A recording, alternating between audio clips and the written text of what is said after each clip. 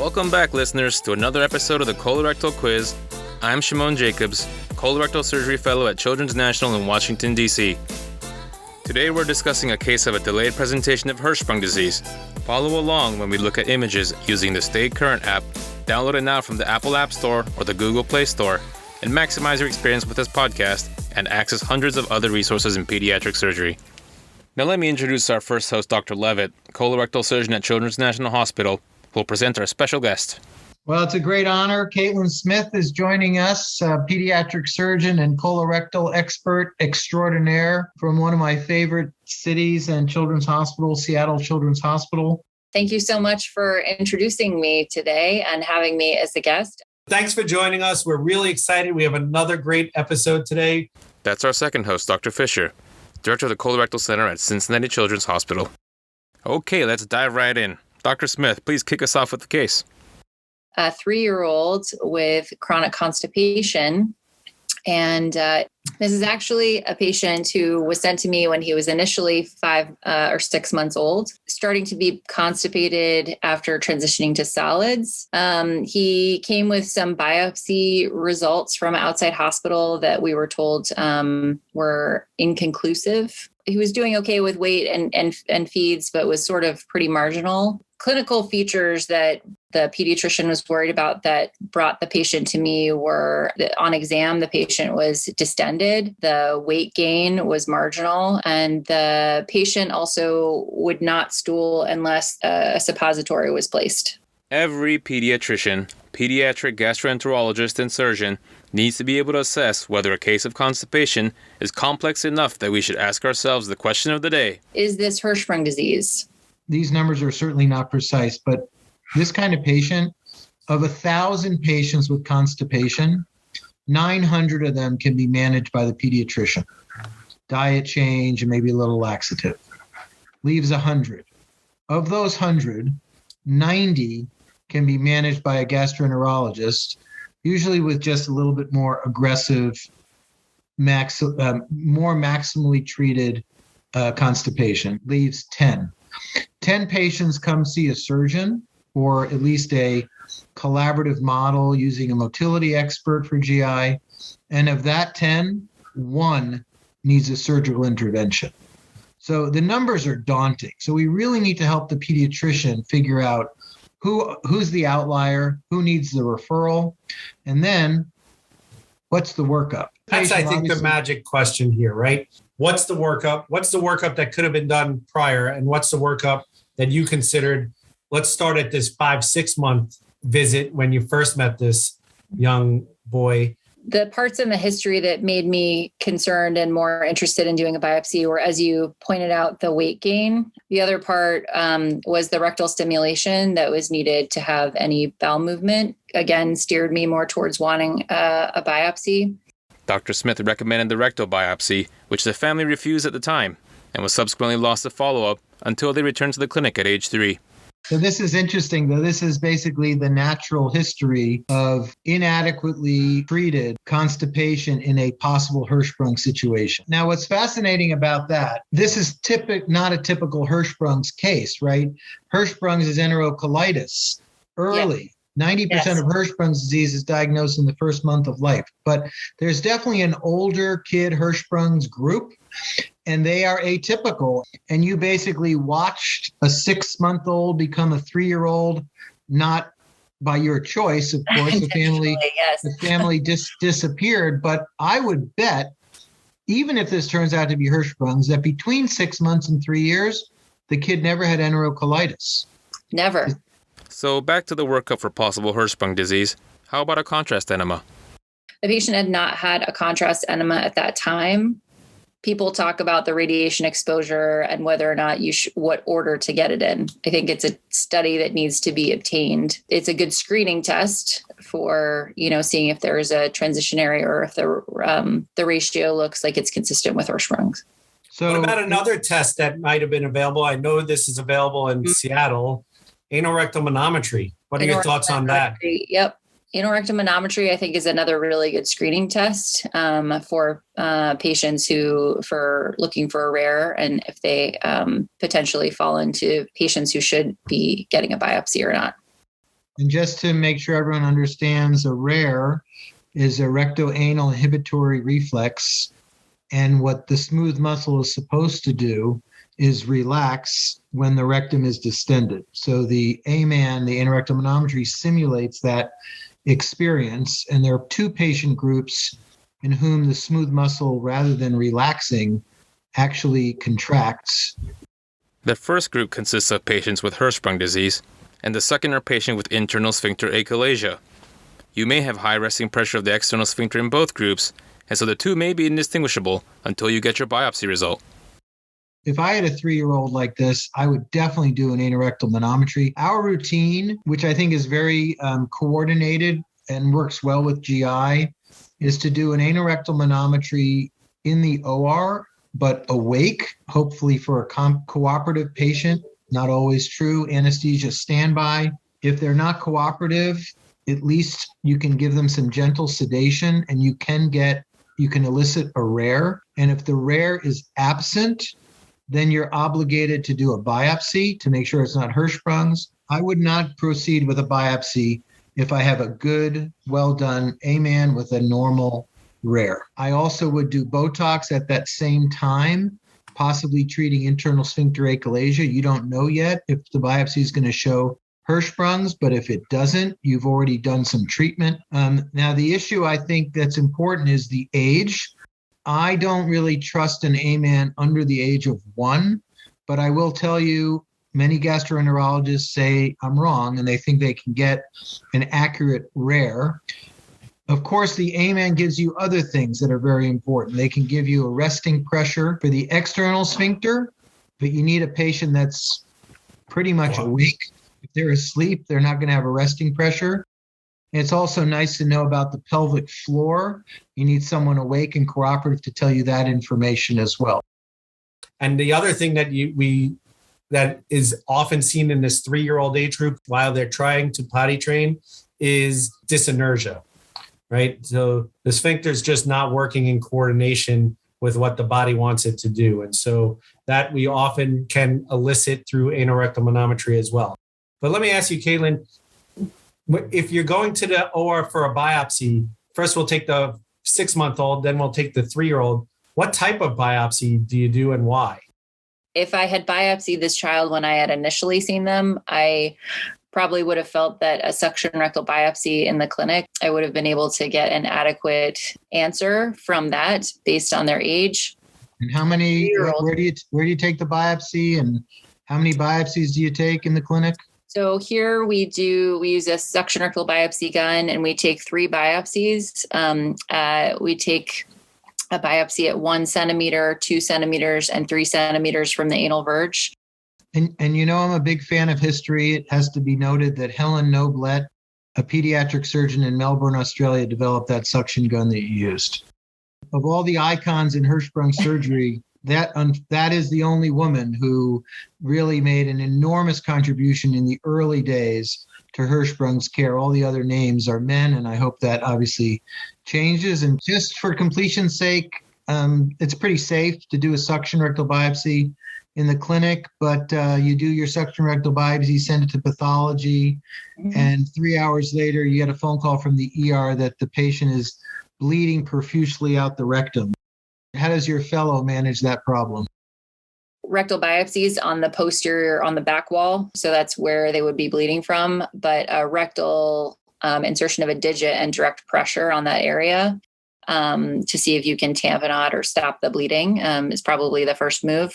Yeah, I agree. They have to hold pressure against the sacrum. It's exceedingly, exceedingly rare, but it is something that a pediatric surgery trainee needs to know. Just one last question about suction rectal biopsy. When you could do a suction rectal biopsy and when we can no longer do a suction rectal biopsy? I think that in our experience here, under 6 months is pretty reliable for getting an adequate specimen and getting a good answer. Between 6 and 12 months is a little bit more gray. It depends a little bit how big the baby is. Over 12 months and probably over 10 months, I'd take them to the OR to do an open biopsy. I would agree with that. Do you have a different opinion, Jason? No, that's how I practice. I agree. But there is GI literature that says up to 6 years of age has been published. So and they've gotten adequate tissues. So what's a good biopsy result? What Caitlin, you need to see on the pathology report for you to say, okay, this is Hirschsprung's. Oh, You're at the absolute mecca of Hirschsprung's pathology. We have to give a little homage right now to the yes. pathologist at Seattle Children's Hospital, Yes. Dr. Raj Kapoor, please, Dr. Raj as we're Kapoor. getting into this discussion. I need to see the absence of ganglion cells. 100 levels, no ganglion cells. You have to have enough submucosa in order to be able to say whether or not the specimen is adequate or not. And the presence of hypertrophic nerves. Hypertrophic nerves. And Margaret Collins at my old stomping ground, Cincinnati, where Jason is the one that defined that for the world. 40 microns, greater than that would be hypertrophic. Anything less than that is not. Do not operate on Hirschsprung's on absence of ganglion cells alone. That is a massive statement you just put there, Mark. And I've seen it, and you can't just operate on just the absence of ganglion cells. Let's go through a couple scenarios of inconclusive. So let's say the biopsy specimen shows squamous epithelium. What's your conclusion? It's inadequate because it's too distal. Okay, I agree. And what about small or immature ganglion cells? What are your thoughts on that? I don't know what a pathologist would say, but a ganglion cell is a ganglion cell is a ganglion cell. And if you see a ganglion, it's not Hirschsprung's. Let's review another biopsy scenario. Ganglion cells are present, but the specimen is filled with eosinophils. A Milk decent protein amount. allergy, potentially, but That's right. So there's an allergy. I will tell you that looks a lot like Hirschsprung sometimes. Milk protein allergy. But it's not, obviously, because they're ganglion cells. All right. Ganglion cells present and hypertrophic nerves present. I get 10 emails a year with that question. If there are ganglion cells, it's not Hirschsprung's, period. Yeah. Done. Finished. The hypertrophic nerves are secondary because that's from constipation. Let's keep moving forward. Okay. 3 years pass by or 2.5 years pass by, and this child finally comes back to see you. Yes. And they get a contrast enema. Look at the first image of the contrast enema in the Stay Current app. I think the lateral is the most descriptive. Obviously, I'm looking at the basically difference between the diameter of the sigmoid and the rectum. And the rectum really should be the widest part, and it is not in this case very clearly. These older kids that we see with the primary diagnosis of Hirschsprung's in the older years, they typically have a very short segment of aganglionosis, and their rest of their colon is able to, or an even mid to proximal rectum, overcome that aganglionic segment most of the time, and that's how they get by for a while until the code is cracked, should I always say. So this is a rectal transition zone. If this turns out to be Hirschsprung's, and I suspect you're going to say it does, because the story and the contrast study match. And in fact, was it Hirschsprung's? Indeed, it was Hirschsprung's. I did eventually take this patient to the OR to do a confirmatory biopsy after convincing the family. In hindsight, even now, I'm just realizing we should have talked about when this family met you at 5-6 months of age. If they didn't want the biopsy and we had some moderate concern of Hirschsprung's, teaching rectal irrigations at that point could potentially have been a saving procedure. Now, who knows what would have happened? And thankfully, this child did not have any of those issues. Let's get to the punchline. What were our options here, Caitlin, I guess you offered surgery. I guess I should say a little bit more about when they came back to me at 3. His abdomen was really, really distended, and he wasn't eating very much. He still had like a pretty poor growth curve, and he was only stooling or pooping about once a week. And we ended up going with irrigations, and they did irrigations for about 3 months. every day in order to try to get this area to decompress a bit. I think that's wise. I think some might do a leveling colostomy. Some might do an ileostomy. Of those three, I would do aggressive irrigations for probably a month or two, because I'm pretty sure I know that the irrigations would work because they'll get past the narrowed rectum. I'm not a big fan of a leveling colostomy in this case because the piece of colon is very large. However, if the patient was very sickly and the irrigations weren't working, and if the patient was having significant failure to thrive, I would probably do an ileostomy. I'm curious, Jason, what you would do. Yeah, Mark, I 100% agree. To anastomose that large rectosigmoid region is a tough anastomosis. If I need to divert, I like to divert with an ileostomy. I've seen where you have a somewhat short or moderate segment of ganglionated but dilated bowel that probably won't function great. And resecting that will give you a better functional outcome ultimately with your pull through. But I've also seen, Mark, and I'm curious what you do. Sometimes I see that colon where it's just uniformly dilated throughout. And would you either consider, after the initial maneuvers of either diversion or aggressive irrigations for a few months, do you ever consider tapering those patients? Yeah, I used to do a lot more tapering, and I don't find the tapered segment functions all that well. And I don't taper without a diversion.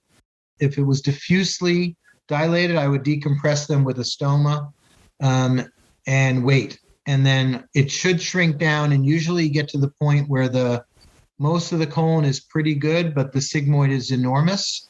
And then you do a pull through to the normal caliber left colon or proximal sigmoid, and there's a nice match of circle to circle, and a couple nice tricks of making a slightly big circle match to a slightly smaller circle by putting stitches at 12, 6, 3, and 9, and then continuing to divide between those stitches. I wanted to show also the follow-up contrast study. Look at the second image in the Stay Current app.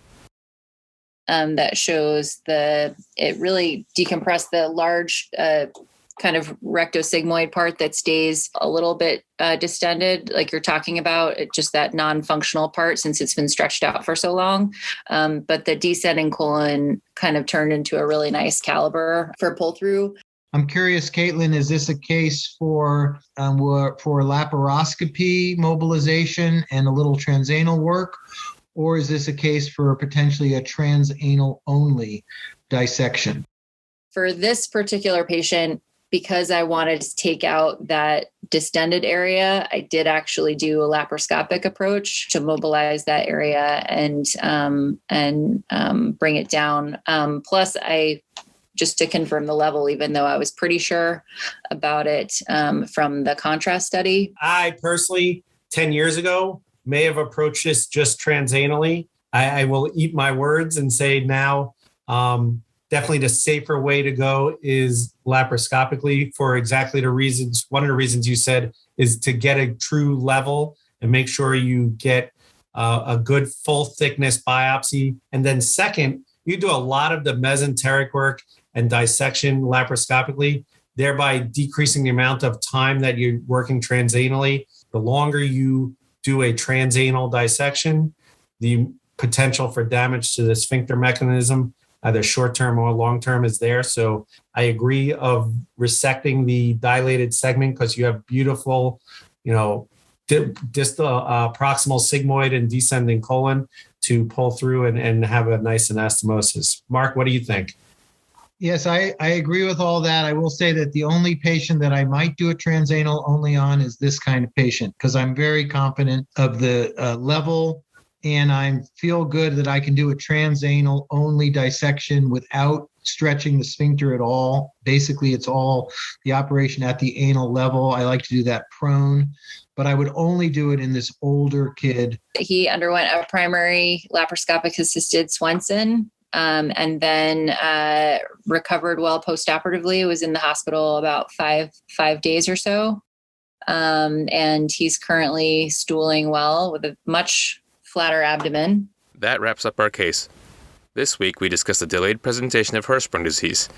We discuss key features in the history such as bowel pattern, regimen, and growth to help determine if patients need a referral to a specialist. We went over the workup and utility of a contrast enema to assess colonic dilation and possibly an inverted rectal sigmoid ratio, and anal rectal manometry to look for rare external sphincter resting pressure and pelvic dyssynergia. We reviewed biopsy techniques and how to interpret the results. Finally, we discussed considerations for surgical timing and approach to achieve good outcomes.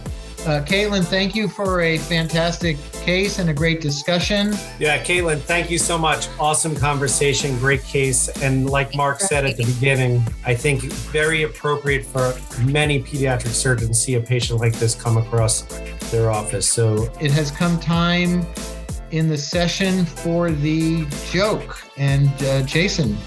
I always like to try to make my jokes good to the time of the season. And so the US Open was just concluded and some great champions this year. This one's terrible. What do you call a girl standing in the middle of a tennis court? A net. That's my middle name. You didn't even know that. Hopefully I didn't know that, but that's awesome. Perfect. That's perfect. That's the joke for the day. Right. Thank you very much. This was awesome. Mark, always a pleasure to see you. Thank you for tuning in to this week's episode of the Colorectal Quiz. I urge you to browse our previous podcasts on the Stay Current app. Till next time, I'm Shimon Jacobs from Children's National. It's been a pleasure learning together with you, because knowledge should be free.